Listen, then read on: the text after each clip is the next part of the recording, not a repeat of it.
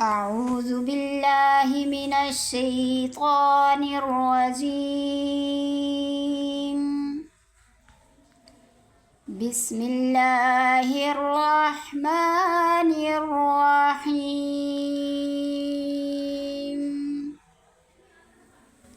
لإيلاف قريش إيلافهم رحلة الشتاء والصيف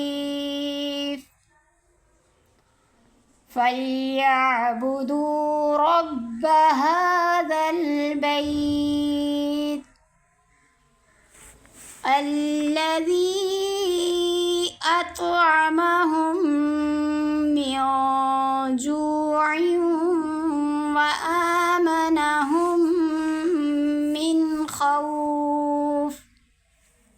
صدق الله العظيم.